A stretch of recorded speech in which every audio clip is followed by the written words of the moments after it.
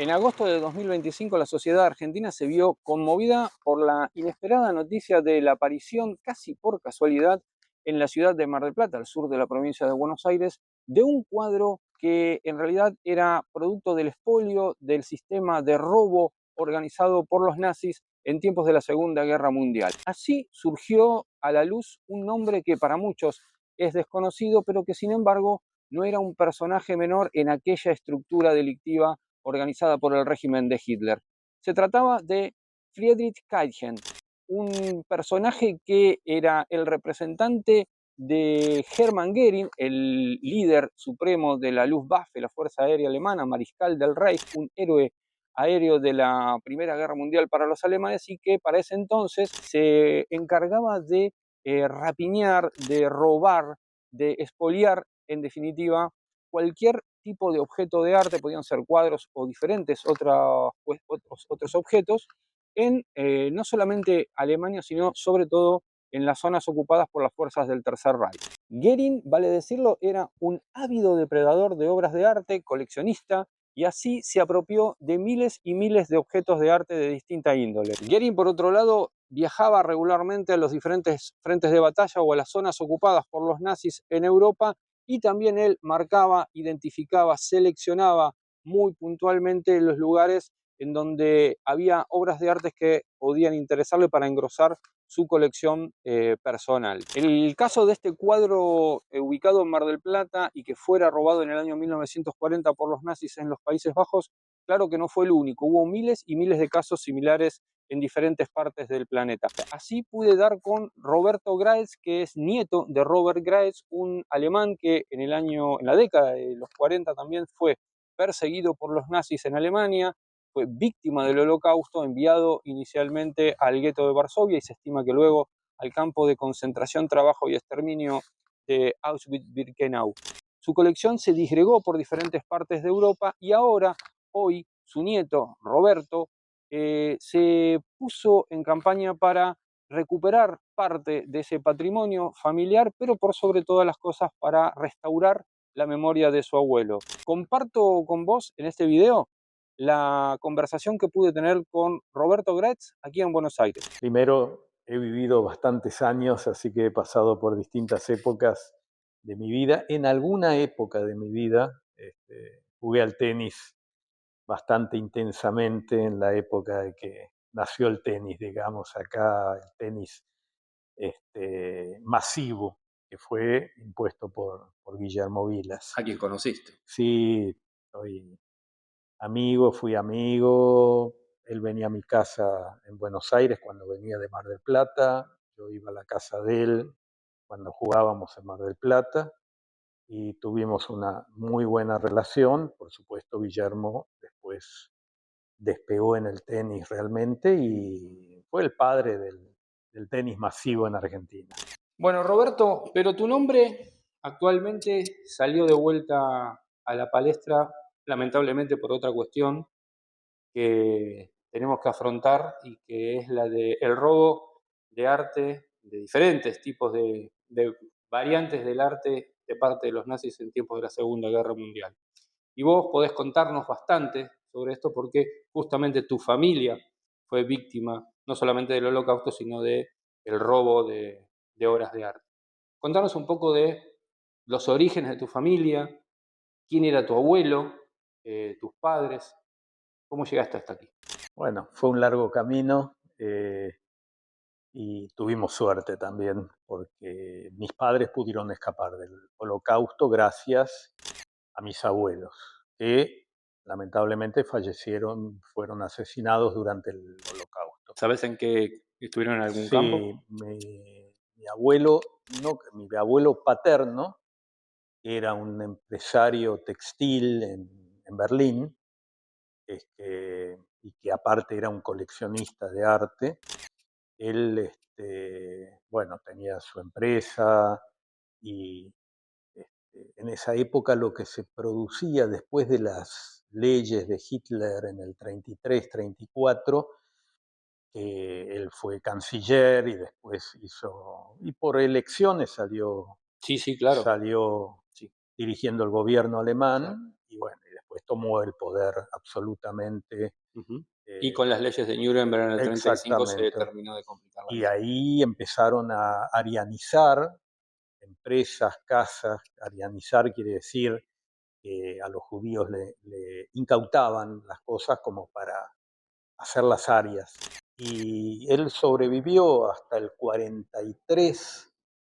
Recuerdo que, y he visto documentación al respecto, y los alemanes eran muy escribas, escribían todo, entonces él tuvo que dar una eh, formulación como una declaración de impuestos y ahí se lo llevaron. Esto fue en el 43, o sea que él sobrevivió bastante. ¿Pero fue a Ya, campo de concentración? sí, primero fue al gueto de Varsovia y no quedó muy claro si falleció o si fue asesinado, si murió en el gueto o bien en Auschwitz, eso no se sabe. Entiendo. Y mi abuelo materno también, él vivía en Potsdam, que era del lado oriental, cuidaba el cementerio judío de esa ciudad. Parecía que quizás se salvaba y se lo llevaron ya también avanzada la guerra y también murió en campo de concentración. Tu abuelo, Robert, Robert. era un coleccionista de obras de arte, entiendo que no solamente de cuadros, ¿no? De distintos Exacto, objetos también de de arte. objetos culturales, Claro, tapices, estatuas. claro, era un botín para los nazis Sí, sí. importantísimo, ¿no? Porque vos Viéndolo de ese pensás que en lado. esa época, bueno, la, la diversión de cierta clase social, o la diversión, la ocupación fuera de sus trabajos era coleccionar obras de arte, y era una época entre guerras, entre la Primera Guerra Mundial y la Segunda Guerra Mundial, que en Alemania hubo un auge cultural infernal. Si uno ve, había una treintena de artistas pictóricos que pintaban. Surge el expresionismo ahí, Ujú. y en los teatros, los burlesques, es decir, era una época de euforia, porque habían sobrevivido a la Primera Claro que sí. Guerra, y bueno, y se fue gestando la Segunda. Pero en ese interín, bueno, hacían su vida como podían, digamos. Roberto, contanos un poco sobre la colección de obras de arte de tu abuelo, cómo las conseguía, quién lo aconsejaba para hacer esa enorme galería que entiendo que tenía. Sí, él tenía un hermano que era el gerente del grupo de Septiembre, que era conocido, que lo habían formado, pintores muy famosos que habían comenzado con el expresionismo. Entonces, Hugo Gretz eh, aconsejaba a mi abuelo. Creo que él era también artista, y tenía una galería propia, entonces lo aconsejaba, tenía la relación con todos los pintores, eh, eh, con el arte en general, y era muy gracioso la historia que me contaba mi padre, que mi abuelo, como fabricaba impermeables, tapados, etcétera, intercambiaba cuadros por estas cosas, Ah, digamos, ¿no? bien. Claro, él tenía Eh, una empresa textil, ¿sí? exacto, Glass y Gretz. exactamente. Bien. Y entonces Trocaba, digamos, ¿no es cierto? trocaba. Bueno, eran épocas de ese estilo. Era comerciante, mi abuelo, Y con y imaginación, exacto. además. Tuvo muy buena relación con varios de estos conocidos pintores a posteriori. Y bueno, y así fue armando su colección. Hugo fue el primero que tuvo que escapar. Mi abuelo Roberto era el patriarca de la familia, y a Hugo ya lo empezaban a perseguir por el tema del arte degenerado. Es decir, los nazis llamaban arte degenerado a todo lo que no era rubio y de ojos celestes. Exacto, Imagínate un arte figurado, porque el expresionismo mostraba, no era como el impresionismo que dibujaba lo que veía el ojo, sino que claro, dibujaba lo que tenían en la cabeza. exacto. Entonces, y era muy interesante. Que la Y, gente pensara para los nazis era un problema. claro, totalmente. Y bueno, y así se dio, digamos, una época muy, muy fructífera. Y Hugo fue el primero, creo, él se fue a Palestina en el Ah, 33, es decir, lo sacó mi abuelo que corría que en ese peligro, momento era mandato británico. claro. ¿Y Y tenés una noción de el valor estimado de esa colección que tenía tu abuelo? mira, la colección se disgregó, se rearmó, digamos, está publicada en un sitio donde se publican todas estas cosas para impedir que se vendan Claro. en subastas o esas cosas, cosas que hacían en los 50, en los 60, después de la guerra, se hacía cualquier cosa. Después vinieron los Poco acuerdos de Washington en el más controlado 98 todo. y se empezó a rearmar, digamos, colecciones para saber qué pertenecía a quién. Pero el tiempo no ayudó, pues había perdido demasiado tiempo. Obviamente, se perdió mucho tiempo. Y dónde tenía esa colección? ¿La Es, exponía? ¿La tenía en su casa? en su casa, sí, sí, en su casa se compró una mansión, digamos, en una zona que se llama Grunewald, eh, y que, bueno, él vivía ahí. Realmente compró esa casa con muchas habitaciones para tener sus cuadros ahí. Ah, Mi, mira, mi padre me contaba que él miraba los cuadros o los tapices y se le caían las lágrimas, porque era su vida. Por eso no escapó, porque tenía todas estaba estas atado allí, cosas, estaba exacto, todo allí. más allá de un valor material Exacto, que se fue dando en entiendo, el claro. tiempo después, en algunos casos, en otros no, Que también digamos, importa, obviamente. claro, por supuesto. En esa época no era tanto el valor material, sino el valor sentimental que Exacto, sentían. exacto. Y bueno, así él se fue llevando cada vez más sus cosas de un lado para otro hasta que No pudo más. no pudo más. Y entiendo que esa propiedad, imagino, los nazis la habrán expropiado también, como hacían, que la tomaban. La expropiaron, él tuvo que ir a otra. Sabés quién la ocupó? No, siempre eran, no sé quién lo ocupó, siempre designaban a algún nazi o algún, digamos, particular nazi. No, no lo supe con mi abuelo, pero mi bisabuelo de materno tenía una casa que hemos ido a ver nosotros en el lago, en Potsdam, y digamos, el jardinero que lo ocupaba, que era nazi, después era el que dirigía eso, y él tenía que Claro, vivir claro. como podía, en algún lugarcito de la casa. Ahora, de modo que supongo que el conocimiento de los nazis sobre esa colección vendría principalmente del lado de el seguimiento que hacían a Hugo, a su hermano, ¿no? Sí, yo no ¿O creo no? que ellos robaron todo. O Sí, sea, no pero había una no eran en eso discriminación no en eran eso. No tan era. meticulosos. Ellos decían que era arte degenerado y se lo llevaban porque le Incautaban. encantaba. Exacto. De hecho, y vos has escrito sobre eso, Hitler quería hacer un gran museo en Linz, donde ponía todas estas cosas, no llegó a concretarla, con la ayuda, que a su vez escamoteaba bastantes cuadros de Goering, este, trataban de tener eso privadamente, eran artistas frustrados, eran Ujú. gente de la peor calaña y absolutamente frustrados, digamos. Roberto, vos recién mencionaste a Hermann Göring, el mariscal del Reich, que era jefe de la Luftwaffe, la Fuerza Aérea Alemana, pero que principalmente se dedicaba a saquear todo lo que era objetos de valor, objetos de arte, en Alemania y en los territorios ocupados, obviamente, por las fuerzas del Tercer Reich. Contanos un poco sobre Göring. Goering, que era la imagen que tenemos de un hombre, diría, muy, muy robusto. Yo creo que estaba enfermo, tenía dolencias importantes y tomaba pastillas a morir, digamos, Göring se hizo adicto a la morfina a la después de la morfina. Primera Guerra Mundial con un accidente que Sí, tuvo, y después la siguió él por su sí, sí. lado, obviamente, Sí, muy buen el abuso. comentario, es real. Que tenía, fue un héroe de la Primera Guerra Claro que sí. para Alemania. Y después seguramente vio la oportunidad con Hitler y realmente era el cabecilla de todo ese expolio que vos también has mencionado. Puede ser que marcaran cuadros o colecciones o a los principales galeristas, mi abuelo no era galerista, o sea, tenía una colección que había armado Coleccionaba simplemente.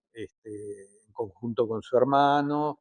Y, y bueno, y Goering que arrasó con todo, arrasó con todo. Y era un ladrón realmente, no solo con obras de arte, también con diamantes. Era realmente uno, ahora que lo cuento, me sube una cosa porque es increíble lo La que ha avidez pasado. por la avidez misma, ¿no? Claro, y no, La rapiña sí, como, yo recuerdo que leí como ley. libros sobre Goering que se hizo una casa, Karin Hall, sí, una mansión terrible, enorme. era una cosa, recibía fiestas, etc.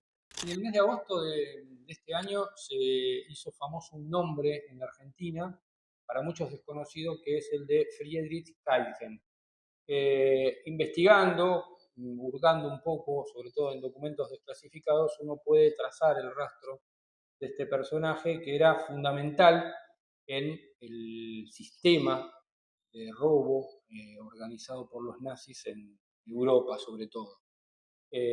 Trabajaba bajo órdenes directas de Hermann Goering y era uno de los principales responsables de marcar sitios de interés u objetos que le fueran de interés para ser expoliados. ¿Sí? No puedo asegurarte yo, pero quiero escuchar tus palabras, con tu color, qué pensás sobre este hecho y si crees que puede haber estado también relacionado con el robo de arte de los objetos de tu abuelo. Em, yo leí lo que se fue publicando, vos hicieron un reportaje muy interesante y ahí me enteré de más cosas, o sea, fui juntando elementos sobre Katjen que yo no tenía idea, no conocía, y como vos bien marcaste, bueno, se ve que era uno de los principales en las sombras, asesores o ejecutores de Goering para toda esta expoliación, no solo de obras de arte, aparentemente también de objetos valiosos, diamantes, etcétera, no lo podemos saber, pero es una cadena que parece de esa forma porque este hombre eludió todos los controles y terminó con una vida millonaria en Brasil y en Argentina. O sea Exacto, y que, además con la coincidencia o sí, no de que tenía en su poder una obra de arte robada, que tampoco podemos ¿Mm? asegurar que sea la única. Exacto, exacto. Lo que pasó ahora en agosto con este caso es maravilloso. O sea, eh, mi familia como víctimas de todo esto, porque uno es víctima, la familia es víctima, Exacto, deja huellas muy profundas en los que lo vivieron, obviamente, lamentablemente fueron asesinados, en los descendientes, mis padres, dejó huellas en mí, desde y ya, yo lamentablemente le dejo huellas a mis hijos también de claro que sí. eso, no hay otra manera. Es que es como enfrentar la perpetuidad Sí, del crimen, ¿no? sí, Que sí, de sin castigo, cosas horrorosas, ¿no es cierto? realmente. Y este caso de Katjen, que yo me enteré ahora, me parece fantástico, me sonríe un poco porque, Claro, bueno, somos muy especiales en Argentina. Esto no hubiera pasado, que se allana un domicilio, se busca el cuadro, después se dicta una prisión preventiva mínima para recuperarlo, ahora está en guarda el cuadro. Eso en Alemania no hubiera pasado, hay una ley de claro. prescripción que la Frena todo. justicia frena absolutamente y a mí me parece fantástico toda la historia, es muy Claro, bizarra claro, y nadie dice que no hay otras obras. seguro. Las obras, vos sabés, lo pones en una valija y lo enrollás y lo tenés. Desapareció. Después, si eso tiene algo que ver, fueron miles de obras, si tiene Sí, algo claro. que ver con la colección de mi abuelo y no lo sé, en el caso de mi abuelo, fue disgregada la colección, o sea, Exacto. no se encontró. Ujú. Hay algunas obras que se encontraron, eh, eh, dos que se recuperaron, una que ahora está en la comisión arbitral, que es el último caso que esta actual comisión arbitral alemana tomó, porque después van a cambiar los sistemas. ¿Recordás cuáles son esos cuadros? sí. Fueron 12 que estaban en el Museo Nacional de Berlín, de un pintor alemán muy conocido, Schmidt-Rottluff, Karl Schmidt-Rottluff, un expresionista de la primera línea, y bueno, fueron recuperados después de una pelea de Imagino, claro. 12, 13 años y dura, porque la comisión arbitral dio un aval político para Ujú. esto. Y Sí. además pienso en una suerte de planetas alineados con el timing de algunas cosas, ¿no? Digo, esto que vos comentás de que en otros lugares hoy sería impensado que gente Ujú. vaya detenida, como en este caso los hijos de las hijas de Katjen, eh, habría que ver, lo contrafáctico no sirve Ujú. nunca, pero que hubiese sucedido en la Argentina de los años 60, de los años 70, donde privaban otros intereses también. Exacto,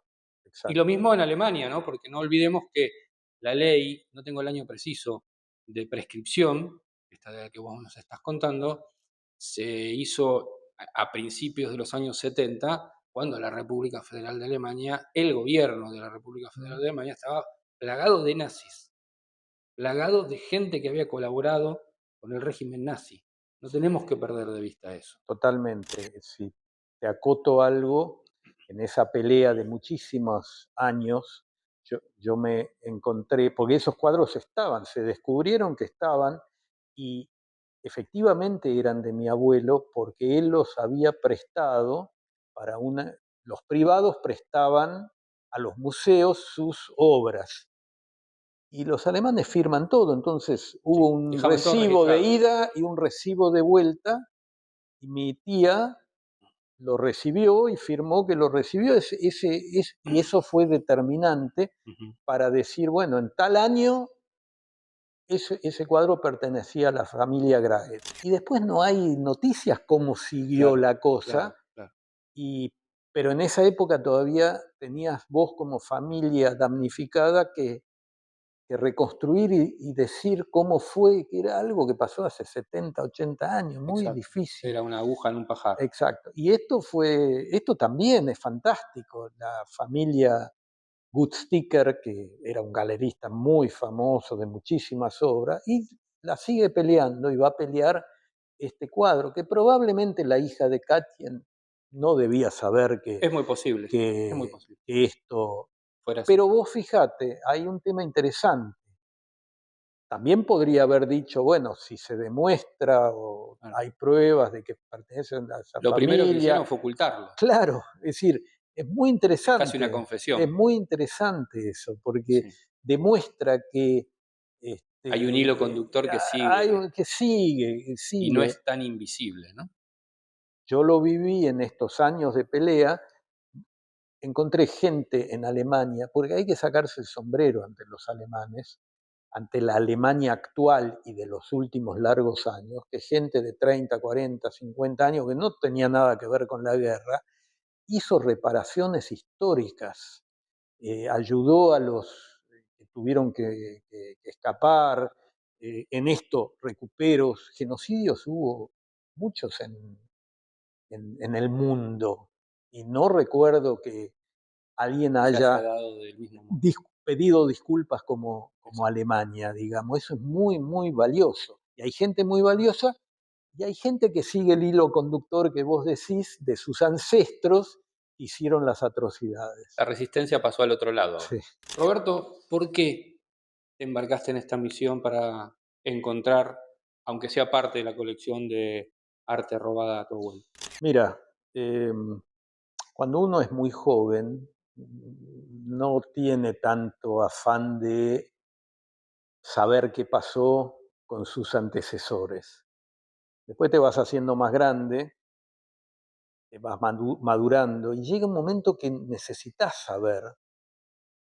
Yo tuve una madre que, a diferencia de mi papá, que estaba muy enojado con Alemania por todo lo que pasó, y con justa razón, mi madre hizo las paces, entonces pudo volver. Yo tengo familiares en Alemania que quedaron del lado oriental, o sea que nunca pudieron salir, y yo voy regularmente a Berlín, y y entonces empezás a preguntarte qué pasó ahí, qué fue, y tomás la posta de, en este caso de mi madre, empecé a involucrarme, a estudiar qué había pasado, y te moviliza y te mueve un tema que es, si podés hacer un poco de justicia en un mundo muy injusto, y lo vivimos actualmente, y lo vimos en el pasado, y hay guerras y cosas,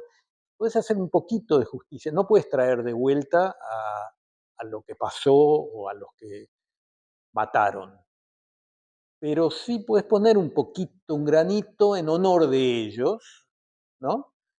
De familias que fueron destruidas, de patrimonios que fueron destruidos, que por ahí hubieran correspondido. Entonces, también hay una parte, digamos, material que juega, pero hay un sentido de justicia, por lo menos en mi caso y en muchos que he conocido, que juega, que es muy valioso, y aparte poder entender qué pasó. Uno nunca termina totalmente de entenderlo, pero poder juntar esos hilos conductores para ver qué pasó, transmitirle a sus hijos también este afán, digamos, me emocionó bastante eh, esta familia Gutsticker, que hay una señora muy grande, que creo que es la nuera, dijiste vos en una entrevista, creo que la nuera de, bueno, no sé, descendiente y grande, que quiere recuperar hasta la última obra, pero por un sentido de justicia.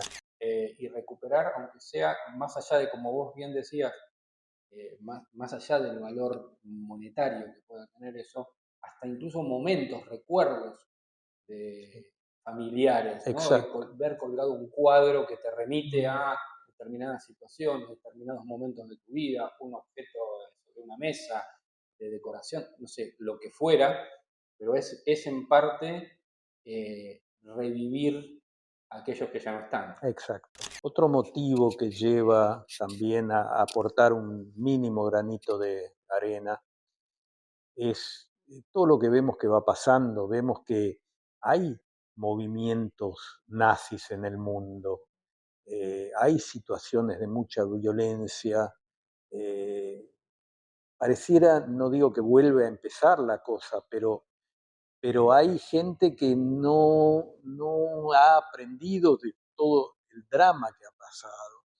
Y otro motivo de la búsqueda de la historia personal, de la búsqueda de la historia general, hace que también tratemos de aportar algo a que no pasen más estas cosas, que no haya este tipo. Lamentablemente el ser humano es el ser humano, pero lo que en el paso por la vida que podemos aportar un poquito para que no vuelvan a pasar, que nuestros hijos vivan en paz, que estén bien, bueno, eso también impulsa a la búsqueda de la verdad y la justicia.